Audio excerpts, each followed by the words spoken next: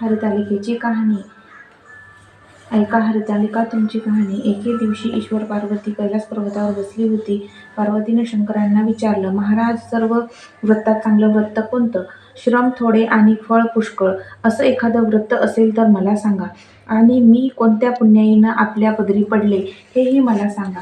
तेव्हा शंकर म्हणाले, जसा नक्षत्रात चंद्रश्रेष्ठ, ग्रहात सूर्यश्रेष्ठ, तसा 4 वर्णात ब्राह्मण श्रेष्ठ, देवात विष्णू श्रेष्ठ, नद्यात गंगा श्रेष्ठ, त्याप्रमाणे हरितालिका हे व्रत सर्वात श्रेष्ठ आहे. ते तुला सांगतो. ते तू पूर्वजन्मी हिमालय पर्वतावर कैलास आणि त्यांचं पुण्यानं तू मला प्राप्त झालीस. हे व्रत भाद्रपद महिन्यातल्या पहिल्या तृतीयेला करावं. तू लहानपणी मी तुला प्राप्त व्हावं म्हणून मोठं तप केलंस. 64 वर्ष तर झाडाची पिकलेली पानं खाऊन होतीस. तुझे श्रम पाहून तुझ्या वडिलांना अशी कन्या कोणास द्यावी अशी चिंता पडली. इतक्यात नारद मुनी आले. त्यांनी पूजा केली व येण्याचं कारण विचारलं. तेव्हा नारद म्हणाले, तुझी कन्या उपवर झाली आहे, ती विष्णूला द्यावी. त्यांनीच मला तुझ्याकडे मागणी करण्यास पाठविले आहे. हिमालयाला खूप आनंद झाला.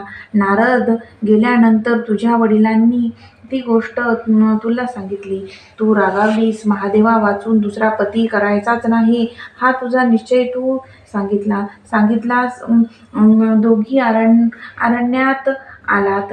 नदीकाठी गुहेत जाऊन तू उपवास केलास. तिथं पार्वतीसह माझं लिंग स्थापन केलंस.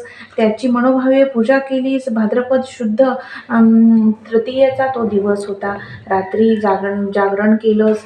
त्या पुण्यात इथलं माझं आसन हललं. नंतर मी तिथं आलो, तुला दर्शन दिलं व वर मागण्यास सांगितला. तू म्हणालीस, तुम्ही माझे पती व्हा एवढीच इच्छा आहे.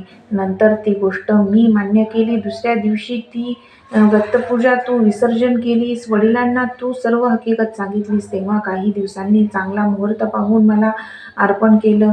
अशी या व्रतानं तुझी इच्छा पूर्ण झाली. या हरितालिका व्रताचा विधी असा आहे, ज्या ठिकाणी हे व्रत करायचं असेल त्या ठिकाणी तोरण बांधावं. केळीचे खांब, फुले, माळा वगैरे लावून ते स्थळ सुशोभित करावं. रांगोळी घालून पार्वतीसह महादेवाचं लिंग स्थापन करावं. षोडशोपचारे त्यांची पूजा करून मनोभावे प्रार्थना करावी. नंतर ही कहाणी करावी व रात्री जागरण करावं. या व्रतानं प्राणी पापापासून मुक्त होतो. सतत 7 जन्माचं पातक नाहीसं होतं.